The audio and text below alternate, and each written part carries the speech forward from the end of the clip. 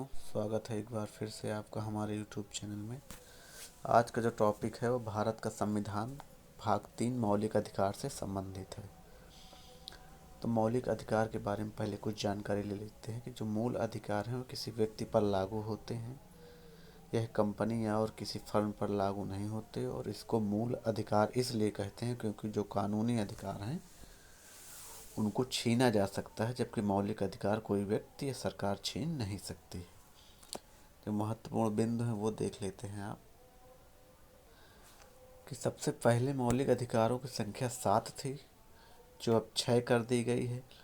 संपत्ति का अधिकार मौलिक अधिकार नहीं, अब यह कानूनी अधिकार है, जो 44वां संविधान संशोधन के द्वारा समाप्त कर दिया गया था। यानी कि जब पहले संविधान लागू हुआ था उसमें 7 मौलिक अधिकार थे, जिसमें संपत्ति का अधिकार अब समाप्त कर दिया गया है, उसको अब कानूनी अधिकार बना दिया गया। और जो भारत का मौलिक अधिकार है वो ब्रिटेन के संविधान से लिया गया है।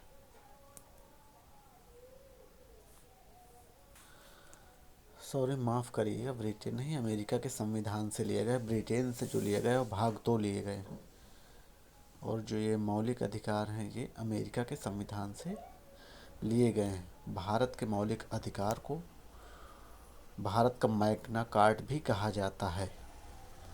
जो मौलिक अधिकार का संक्षिप्त डिटेल है वो इस प्रकार है कि समता का अधिकार 14 से 18 तक में दिया गया, और जो स्वतंत्रता का अधिकार है वो दिया गया अनुच्छेद 19 से 22 तक, और जो शोषण के विरुद्ध अधिकार है अनुच्छेद 23 से 24 तक, धार्मिक स्वतंत्रता का अधिकार अनुच्छेद 25 से 28 तक, सांस्कृतिक तथा शिक्षा संबंधी अधिकार अनुच्छेद 29 से 30 तक, और संवैधानिक उपचारों का अधिकार अनुच्छेद 32 के तहत प्रदान किया गया है।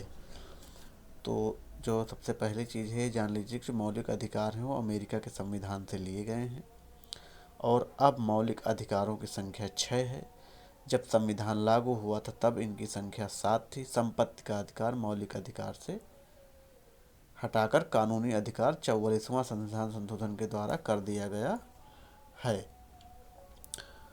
और जो आगे है अभी डिटेल से देख लेते हैं कि जो मूल अधिकार हैं वो भाग अनुच्छेद 12 से 35 तक में दिए गए हैं।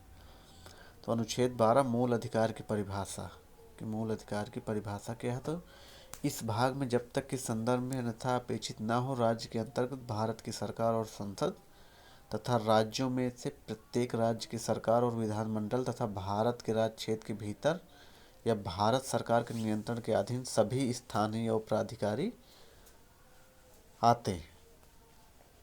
तो ये परिभाषा थी। फिर अनुच्छेद 13 है, तो मूल अधिकारों के असंगत या उनका अल्पीकरण करने वाली विधियाँ।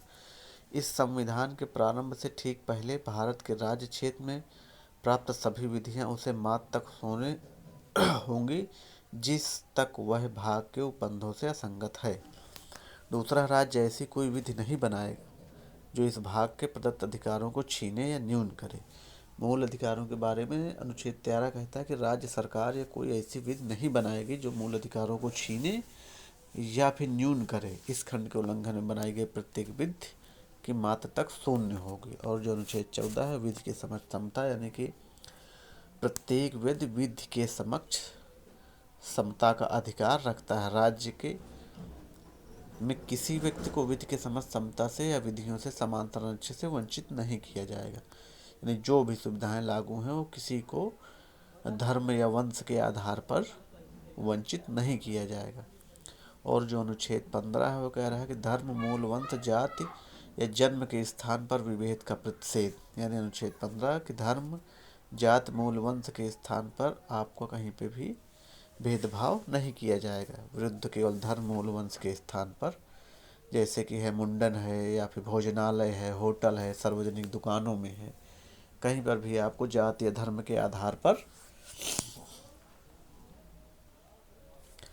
भेदभाव नहीं किया जाएगा। इस अनुच्छेद का कोई बात राज्य के स्त्रियों और बालकों के लिए कोई विशेष उपबंध करने से निवारित करेगी। और जो 3 है कि इस अनुच्छेद की अनुच्छेद 29 खंड के 2 की बात राज्य को सामाजिक और शैक्षिक दृष्टि से पिछड़े हुए नागरिकों को किन्हीं वर्गों के उन्नति के लिए अनुसूचित जाति एवं जनजातियों के लिए कोई विशेष उपबंध करने से निवृत्त करेगी। और इसमें एक विशेष बात यह है कि पिछड़ा वर्ग संविधान में पिछड़ा वर्ग को परिभाषित नहीं किया गया है। यानी कि जो है संविधान में कहीं पर भी अब पिछड़े वर्ग को परिभाषित नहीं किया गया। अनुच्छेद 15(4) के अधीन दो बातें निश्चित की जानी चाहिए कि सामाजिक एवं शैक्षिक दृष्टि से पिछड़ा वर्ग कौन है और आरक्षण की सीमाएं क्या हैं, जबकि इसको कहीं पे जो है डिफाइन नहीं किया गया। अनुच्छेद 16 कहता है कि लोक नियोजन के विषय में अवसर की समानता, यानी कि राज्य के अधीन अगर किसी व्यक्ति पद पर नियोजित या नियुक्त से संबंधित विषयों में सभी नागरिकों को समान अवसर की समानता होगी। यानी कि जैसे कोई भी पद या अवसर है तो उसमें समस्त नागरिकों को समान अवसर की समता होगी अनुच्छेद 16 के आधार पर। यानी कि जाति, लिंग, उद्भव, जन्म के स्थान पर उससे कोई भेदभाव नहीं किया जाएगा। और इसमें देखिए टिप्पणी भी दी है कि पिछड़े वर्गों के लिए आरक्षण बालाजी बनाम मैसूर राज्य और 1963-649 के मामले में उच्चतम न्यायालय ने निर्धारित किया कि एक व्यक्ति केवल जात को पिछड़ेपन के निर्धारण की कसौटी नहीं बनाया जा सकता, परंतु इंदिरा साहनी बनाम भारत संघ में 93 में 70 मामले में निर्धारित किया गया कि पिछड़े वर्ग निर्धारण जात के आधार पर किया जा सकता है। यानी कि एक जो है फैसला कहता है कि इनको जो है व्यक्ति जात के पिछड़ेपन के निर्धारण कसौटी नहीं बनाया जा सकता, और इंदिरा साहनी बनाम भारत संघ वाला मामला कहता है कि इनको जो है आधार पर किया जा सकता है। अनुच्छेद 17 है अस्पृश्यता का अंत। अस्पृश्यता का अंत मतलब कि जो है किसी भी स्थान पर कोई अस्पृश्यता नहीं की जाएगी, किसी भी रूप में आचरण निषिद्ध। और अगर अस्पृश्यता से कोई बात उपजती है तो उसको जो है अपराध होगा और विधि के अनुसार दंडनीय किया जाएगा। अगर ऐसा मामला कहीं पाया जाता है अस्पृश्यता का अनुच्छेद 17 के अंतर्गत तो वो विधि के अनुसार दंडनीय भी होगा। और अनुच्छेद 18 है उपाधियों का अंत। उपाधियों का अंत कर दिया गया है कि राज्य सेवा या विद्या संबंधी सम्मान के सिवाय और कोई उपाधि प्रदान नहीं करेगा। दूसरा है कि भारत का कोई नागरिक किसी विदेशी राज्य से कोई उपाधि स्वीकार नहीं करेगा। और तीसरा, कोई व्यक्ति जो भारत का नागरिक है राज्य के अधीन लाभ से या विश्वास से किसी पद को धारण किए हुए है और किसी यदि विदेशी राज्य से कोई उपाधि राष्ट्रपति के बिना स्वीकार नहीं करेगा। तो 18 में उपाधियों का अंत किया गया है। जो भी उपाधियां विदेशों से मिलती हैं उनको आप किसी पद पे रहते हुए धारण नहीं कर सकते। अगर करते भी हैं तो आपको राष्ट्रपति की सहमति लेना जरूरी होगा। और अनुच्छेद 19 वाक स्वतंत्रता आदि विषय कुछ अधिकारों का संरक्षण है कि सभी नागरिकों को वाक स्वतंत्रता, अभिव्यक्ति स्वतंत्रता का शांतिपूर्वक और निरायुक्त सम्मेलन, संगम या संघ बनाने का, भारत के राज्य में सर्वत्र अबाध आचरण तथा भारत के राज्य किसी भाग में निवास करने और बस जाने, अच्छा जीवन, व्यापार या कारोबार करने का अधिकार है। इसी के अंदर भाषण और अभिव्यक्ति स्वतंत्रता भी आती है अनुच्छेद 19 के अंतर्गत। अनुच्छेद जो 20 है वह अपराधों के लिए दोष सिद्ध के संबंध में संरक्षण करता है कि एक व्यक्ति किसी अपराध के लिए तब तक दोष सिद्ध नहीं ठहराया जाएगा जब तक कि उसने ऐसा कार्य करने के समय अपराध के रूप में आरोपी थे, किसी प्रवृत्ति विधि की आरोपित नहीं की जा सकती। यानी किसी व्यक्ति को तब तक आप जो है अपराधी घोषित नहीं कर सकते हैं जब तक वह अपराध में संलिप्त ना रहा हो। किसी व्यक्ति को एक ही अपराध के लिए 2 बार दंडित नहीं किया जा सकता, यानी बार बार दंडित नहीं किया जा सकता। अनुच्छेद 20 के तहत तो किसी अपराध के लिए अभियुक्त किसी व्यक्ति को स्वयं अपने विरुद्ध साक्षी होने के लिए बाध्य नहीं किया जाएगा।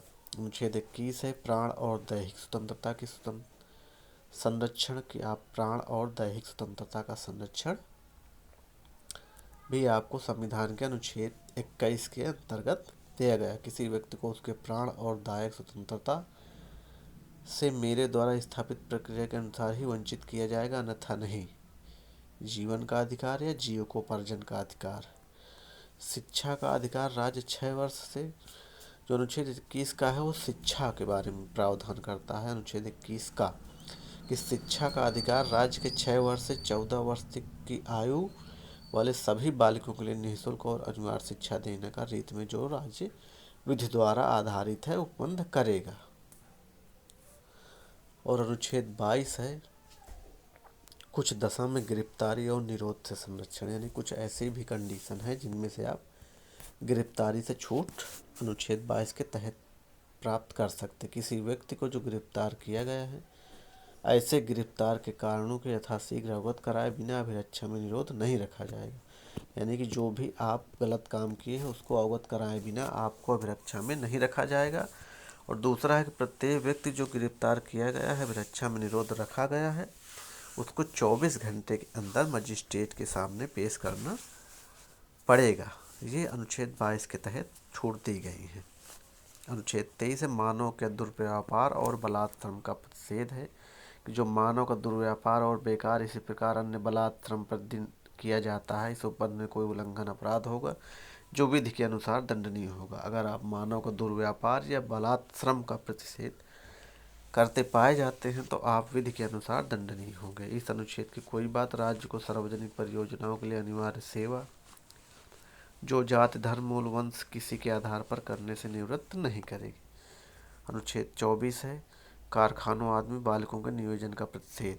जो अनुच्छेद 24 है जो बच्चों कारखाने में काम करते हैं उनके लिए है कि 14 वर्ष से कम आयु के किसी बालक को आप कारखाने में काम करने के लिए नहीं किया जाएगा, नहीं तो यह न्यायालय द्वारा दंडनीय होगा।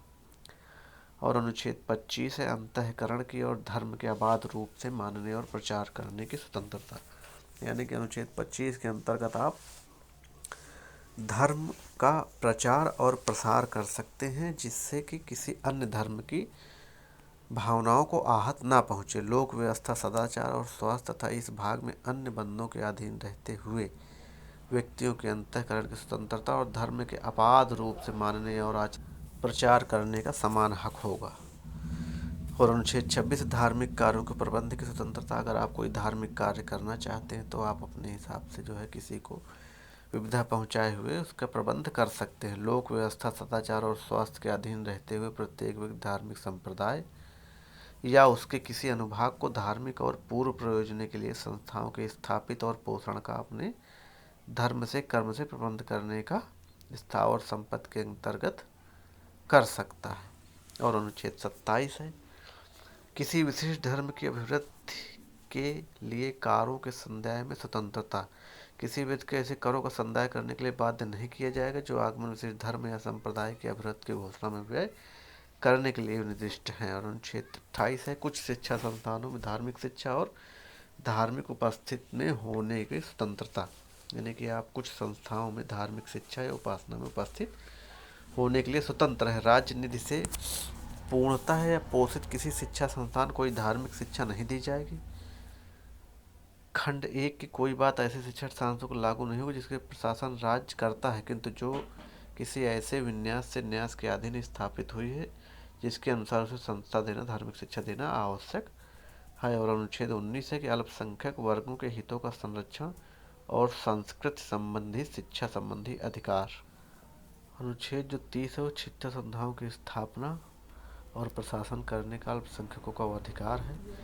अल्पसंख्यक हितों की संस्कृत शिक्षा संबंधी भारत के राज्य किसी भाग में निवासी नागरिक किसी अनुभाग को जिसने अपनी विशेष भाषा लिपि संस्कृत है उसे बनाए रखने का अधिकार होगा। और अनुच्छेद 30 धर्म में भाषा पर आधारित सभी अल्पसंख्यकों को अपने शिक्षा संस्थानों की स्थापना का प्रशासन का अधिकार होगा। अनुच्छेद 31 संपत्ति का अनिवार्य संविधान 40वां संविधान संशोधन 1978 की धारा 6 द्वारा 26/6/19 निराशित कर दिया गया था। ये वही है जो है संपत्ति का जो अधिकार था वो समाप्त कर दिया गया है। तो कौन सा संशोधन था? 44वां संशोधन था जो है जिसके द्वारा समाप्त कर दिया गया था। अब इसको जो है कानूनी अधिकार के अंतर्गत रखा गया है। और जो अनुच्छेद 33 है वो कुछ अधिनियमों और वन नियमों का विज्ञापन करना है, कुछ निर्देशक तत्व प्रभावित करने वाले विधियों को व्यवस्थित करना। और अनुच्छेद 32 है इस भाग द्वारा पदार्थ अधिकारों को परिवर्तन करने के लिए उपचार।